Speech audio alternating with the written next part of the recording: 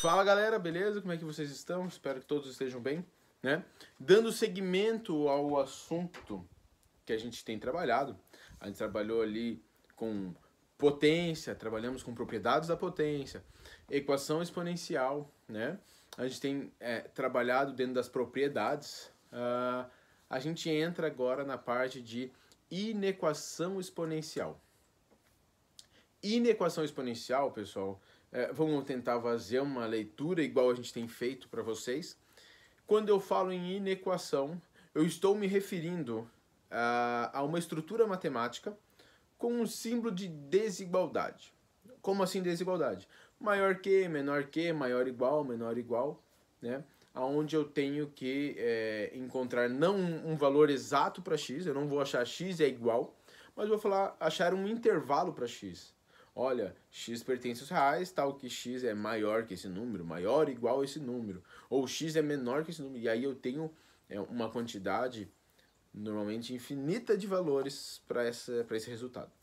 Quando eu falo em exponencial, exponencial tem a ver com expoente, tem a ver com potência. Eu tenho então que a minha incógnita da inequação está no expoente. Beleza? São as características principais da inequação exponencial.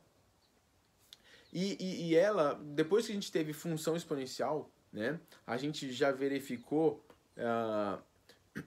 uma pequena ideia a respeito do gráfico da função exponencial. A gente já conseguiu montar algumas ideias de função exponencial. Eu mostrei para vocês a questão do deslocamento e tudo mais. Tá? Mas o que vai vir para a gente são ideias parecidas com equação exponencial, tentando utilizar um conceito que eu passei para vocês em função exponencial. Qual é a ideia de função exponencial que eu gostaria de puxar de vocês? A base da minha potência. A base da minha potência, ela determina dentro de função exponencial alguns pequenos detalhes. E aí talvez pergunte, professor, quais pequenos detalhes? Por exemplo, na função exponencial, a base da minha potência, ela determina se a minha função vai ser crescente ou decrescente. A base da minha potência, ela vai decidir coisas importantes da minha função. E quando eu venho para a inequação, eu vou dizer então, novamente, a base da minha potência, ela tem extrema importância em como eu vou resolver essa potência aí, tá? Ideias para a resolução da inequação exponencial. Primeiro, a mesma ideia da equação exponencial. Vamos igualar as bases. Vamos igualar as bases. Depois que igualar as bases, a gente vai resolver de uma outra forma. Beleza? Então, eu vou preparar aqui os exemplos e já voltamos. Galera, então, vamos lá, equação exponencial. A gente vai ter esse formato, tá? É interessante a gente pensar só que esse símbolo pode ser alterado. Eu coloquei que a elevado a x1 é maior que a elevado a x2, mas pode ser maior ou igual, pode ser menor, menor ou igual, tá? Detalhezinhos. Eu tenho duas possibilidades. O meu A pode ser maior que 1, ou o meu A pode estar entre 0 e 1. Professor, e se meu A for negativo? Não iremos trabalhar com essa hipótese, tá? O A negativo não será trabalhado. Então, ou ele é maior que 1, ou ele está entre 0 e 1. Essas são as possibilidades que a gente vai ter para a inequação exponencial. Como é que eu vou resolver? Qual é a ideia da resolução? Primeiro passo dentro da inequação exponencial vou determinar quem é minha base. Professor, as bases são diferentes. Eu conheço propriedades, eu conheço técnicas para igualar as bases, né? A gente já fez isso em equação exponencial. Igualei as bases. Depois que eu igualei as bases, eu já consigo determinar se a minha base é maior que 1 ou se minha base está entre 0 e 1. Eu vou fazer um comentáriozinho aqui, tá? Que se a minha base for entre 0 e 1, eu consigo ainda deixar ela maior que 1, tá? E isso não vai mudar o resultado da minha inequação. Porém, se eu consigo decifrar, opa, tenho duas possibilidades, eu olho isso aqui de forma rápida, posso cortar a minha base, eu acho, ou eu acredito que seja mais rápido eu resolver, tá? Então eu vou montar aqui pra gente dois exemplos que envolvem essas duas possibilidades, ok? Deixa eu escrever aqui e já voltamos. Vamos lá, primeiro exemplo, eu coloquei então aqui um A maior que 1, tá? Meu A é minha base, então tá aqui. 2 elevado a x é maior que 2 elevado ao cubo, né? Repare que eu poderia ter escrito 2 elevado a x é maior que 8, porque 2 ao cubo é 8. E aí eu teria que fazer o processo de propriedade para igualar as bases. Aqui eu já deixei igualado. Como é que eu vou resolver? Opa, 2 elevado a x é maior que 2 ao cubo. Fala pra mim, pensa, normal. Que número de valores de x que eu poderia usar aqui para que isso aqui seja maior que 2 ao cubo. Galera, facilmente você percebe assim, opa, professor, peraí. Quanto maior o meu x, maior o resultado disso. Porque quanto maior o meu x, eu estou trabalhando com o expoente, né? 2, se eu coloco lá, x igual a 1, 2 elevado a 1, 2. X igual a 2, 2 ao quadrado, 4. X igual a 3, 8. X a 4, 16. Então, quando eu vou aumentando meu x, tudo isso aqui vai aumentando.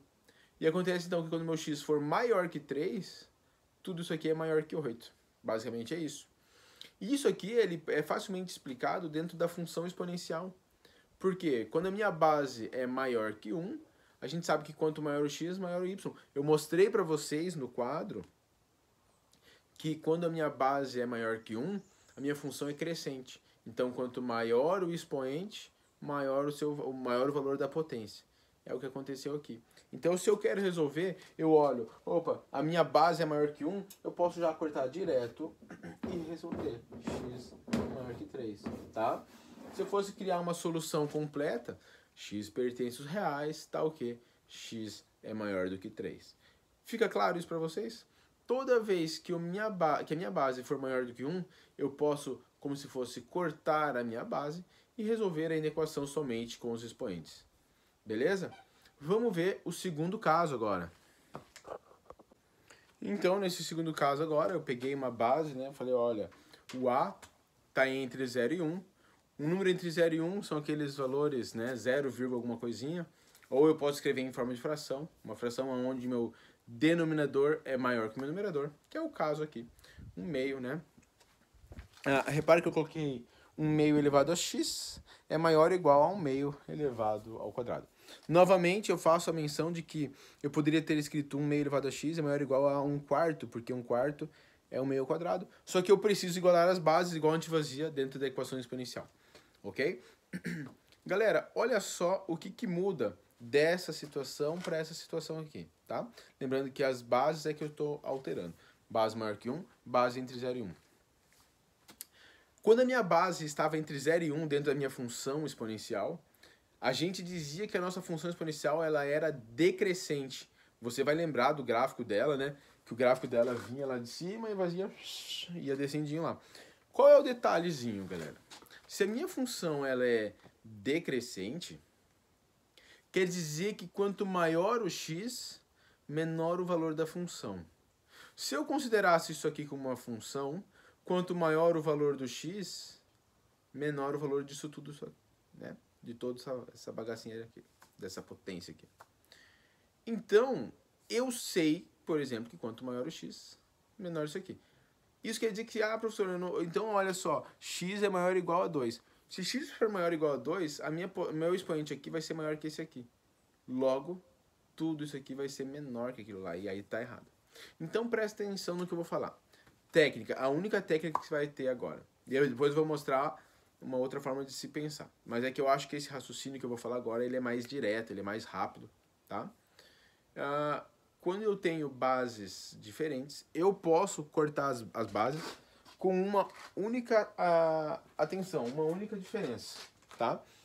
Eu corto as bases, eu coloco o x e o 2, só que esse sinal aqui eu vou inverter. Toda vez que minha base estiver entre 0 e 1, eu inverto. Opa, aqui era maior ou igual, então vai ficar menor ou igual. E aí eu resolvi aqui a nossa inequação exponencial. São os dois casos que a gente tem. Base maior que 1, base entre 0 e 1. Base maior que 1, corta a base e repete o resto, o expoente e o sinal. Base entre 0 e 1, corta as bases, repete os expoentes, mas o sinal aqui do meio você precisa, é obrigatório você inverter ele, tá? Talvez você esteja pensando assim, mas professor, peraí, agora eu me confundi um passo aí, como é que eu vou lembrar disso aí, né? Não tem um outro raciocínio que a gente possa pensar, que a gente possa usar? Tem, pessoal, eu vou passar para vocês então um outro raciocínio, né? Só que ao meu ver, esse outro raciocínio, ele é necessário um pouco mais de uso de propriedade, tá? Então, a chance de eu errar por cálculo aumenta um pouquinho. Então, eu gostaria que você entendesse que óleo à base dá para resolver. Mas vamos supor que vocês queiram pensar de outra forma. Eu vou colocar aqui, ó, 1 meio elevado a x. Eu vou repetir exatamente o mesmo. X maior ou igual a 1 meio ao quadrado, tá? Exatamente a mesma conta. Eu repeti para eu tentar resolver de outra forma. Repara que eu tenho aqui 1 meio. O que eu falei para vocês agora há pouco, dentro de um espaço de tempo, eu falei para vocês o seguinte. Quando que eu sei que a minha base está entre 0 e 1? Quando for 0, alguma coisa, ou quando tiver em fração, um numerador menor que o denominador. Toda vez que eu tenho um numerador menor que o denominador, opa, é um número entre 0 e 1. Acontece que eu tenho fração aqui, ó. Se eu inverter essa fração, era 1 sobre 2. Se eu colocar invertido, vai ficar 2 sobre 1. Concorda comigo? E a gente tem uma propriedade dentro de potenciação que nos permite inverter a base, que é quando a gente põe o nosso expoente negativo. Então, se eu quero usar, e lembrando que as propriedades são da esquerda para a direita como de direita para a esquerda, tá? Eu falo isso direto para vocês. Então, se eu quiser inverter essa base, é só eu mudar o sinal do meu expoente. Então, olha só. A base era 1 meio, vou pôr base 2. O expoente era x, vai ficar menos x. Maior ou igual. Base era 1 meio, vai ficar 2. Ali o expoente era 2, vai ficar menos 2. E agora você vai falar assim, professor, beleza. Agora, peraí, você mudou a sua base agora é maior que 1. Sim, a minha base é 2, ela é maior que 1. Então, isso indica que eu posso cortar a base. Ou seja, menos x é maior ou igual a menos 2. Professor, o resultado deu diferente. Ó, aqui disse que x era menor ou igual a 2, e lá está dizendo que menos x é maior ou igual a menos 2. Acontece que essas duas escritas, elas são exatamente a mesma coisa. Tá menos x, passa para o outro lado, mais x. Tá menos 2, passa para o outro lado, mais 2.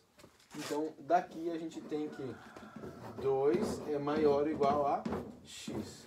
E eu falar que 2 é maior ou igual a x, é a mesma coisa que eu falar que x é menor ou igual a 2. Tá? Eu espero que tenha ficado claro. Resolução da inequação exponencial tem sempre essa ideia.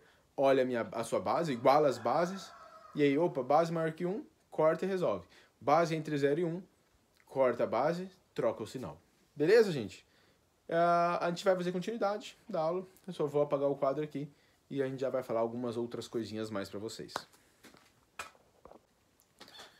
Galera, para a gente poder começar a encerrar o assunto dessa parte de exponencial, né? Já falamos sobre as potências, as propriedades, equação, função, inequação. A gente entra dentro de aplicações. Deixa eu já fazer uma observação bem grande, tá? As aplicações, na verdade, elas são baseadas em funções. Eu utilizo funções exponenciais para determinar algumas situações de estudo que a gente possa ter no nosso dia a dia, vamos dizer assim. Quando eu me refiro ao uso, eu estou dizendo sobre contextualização. Eu estou contextualizando o uso da função exponencial. E a gente tem assuntos que são tratados dentro de vestibulares, né? Concursos pelo Brasil afora utilizam a ideia de função exponencial. Então, eu estou me utilizando da função exponencial para utilizar para ver as aplicações dessa função, tá? Eu preparei para vocês os slides, eu espero que todos tenham lido os slides. Dentro dos slides eu falo sobre as bactérias, eu falo sobre a meia-vida. É importante a gente ter pelo menos essa noção de leitura, né? Mas eu vou mostrar novamente algumas ideias. Qual é o detalhe? Essas aplicações dentro de vestibulares, eles vão contextualizar da seguinte forma. Algum determinado tipo de bactéria em um determinado ambiente, ele duplica a sua quantidade a cada determinada quantidade de tempo. A cada hora, a cada meio-dia, a cada dia. O que importa é que ele vai duplicar, ou triplicar, ou quadriplicar. O enunciado vai te passar essa informação. Tá? Então vamos dizer que ele duplica de quantidade a cada hora, pode ser? Se a quantidade de bactérias vai duplicar a cada hora, quer dizer, isso demonstra que, por exemplo, se eu tiver 2 bactérias no início, daqui a 1 hora eu vou ter 4. Daqui a 2 horas eu vou ter 8. E por aí vai. Eu tenho esse crescimento, né? Se eu falar pra você, tudo bem, professor, mas aí você já pegou o 2 e duplica, né? Meio parecido. Tudo bem, se eu pegar o 3 e duplicar daqui a 1 hora, vai dar 6.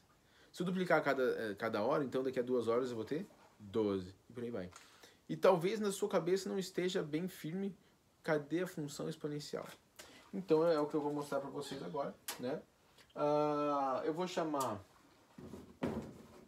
a quantidade de bactérias em determinado tempo, tá? Quantidade de bactérias em determinado tempo é igual. Eu vou chamar B0 a quantidade inicial, eu chamei ali de 2, de 3, pode ser qualquer número, vezes, ele vai dobrar, então, 2 vezes. 2 vezes não, 2 elevado ao tempo. Isso aqui é uma função exponencial, gente. Isso é uma função exponencial que me dá exatamente a quantidade de bactérias que eu vou ter. Se eu tenho B0 bactérias no começo, e ela vai dobrar a cada hora, B1 daqui a 1 hora, B2 daqui a 2 horas, B10 daqui a 10 horas, eu consigo calcular a quantidade de bactérias que eu vou ter passadas determinadas horas, tá? Professor, peraí, com o tempo igual a zero. O meu tempo igual a zero é o início do meu experimento. Então, B0, olha só como é...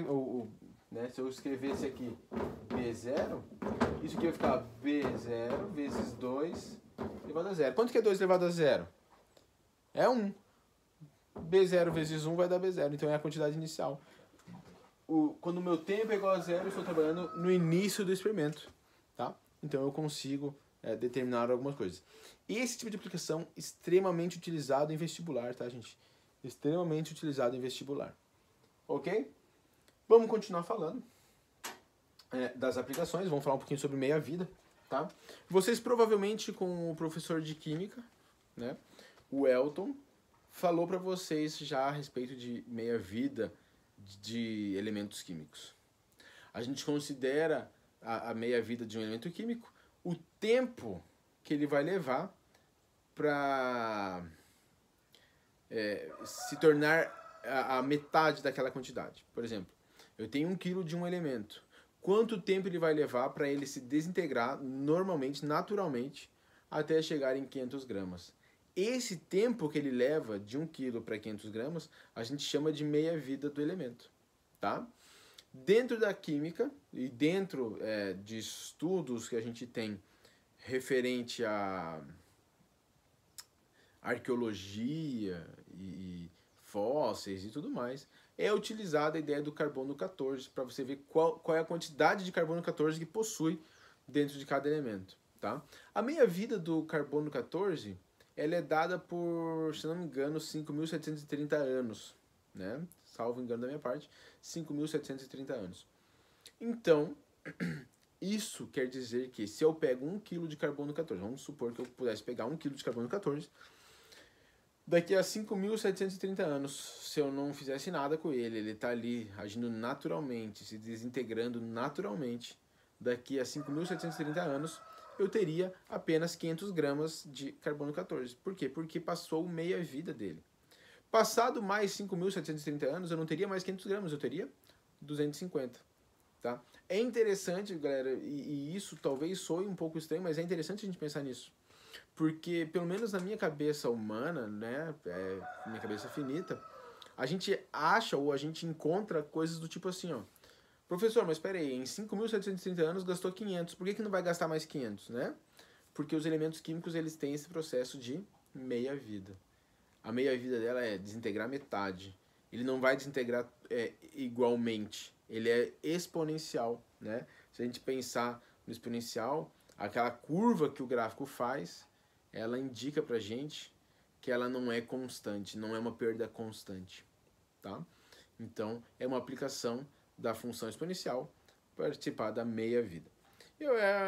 Como é que eu vou fazer? Vamos lá. A quantidade em relação ao tempo. Eu vou ter quantidade inicial, ok? Quantidade inicial. Se é meia-vida, vai ser sempre a metade. Então, meia-vida elevado ao tempo. Ah, professor, mas espera aí, tem um problema, né? Esse tempo, se eu colocar aqui é um ano, o que é? Esse tempo, eu tenho que períodos de minha vida. Como assim períodos de minha vida? O carbono 14, um período dele, né, equivale a 5.730 anos. Se eu quiser arrumar isso aqui para anos, qual é a quantidade em anos, não tem problema nenhum. Eu só preciso mudar isso aqui um pouquinho, né? Eu vou tirar esse tzinho que está aqui e eu faço da seguinte forma. T divididos por 5.730. Ok? Da mesma forma que a gente falou aqui, se meu tempo for zero, é o tempo inicial do meu estudo. 0 divididos por 5.730 dá 0. Qualquer coisa elevada a 0 vai dar 1. Quantidade inicial vezes 1, quantidade inicial. Então, quando o tempo é 0, eu estou trabalhando com a quantidade inicial. Deixa eu fazer uma observação rápida, que os vestibulares aí pelo Brasilzão afora, eles adoram fazer esse tipo de aplicação, tá? Função exponencial, eles gostam de utilizar. Se eu vou interpretar o texto, eu preciso estar atento, porque eles vão falar no início do experimento, ou no começo. O que é o início, o que é o começo? O tempo igual a 0. Então eu igualo o tempo igual a 0 para achar às vezes a quantidade inicial. Eles gostam de fazer isso, tá? A gente vai ver um pouquinho disso dentro dos exercícios depois. Eu espero que tenha ficado claro para vocês todo o raciocínio, tá? A última ideia aqui, propagação de uma doença, mencionei para vocês, também tem aquela ideia do... quando a gente fala sobre... gente do céu, me deu um branco. Contar fofoca, né? A fofoca é igual a uma propagação de uma doença. Eu contei para vocês no início do assunto de função exponencial a respeito daquela curva que é feita, né? Dentro do nosso período aqui do corona, a gente vê que a propagação segue, sim, uma regrinha de função exponencial. Cada pessoa, ela propaga a doença para 3, 4. Beleza, gente? Fiquem com Deus. Na próxima aula a gente vai ver alguns exercícios, tá bom? Até mais!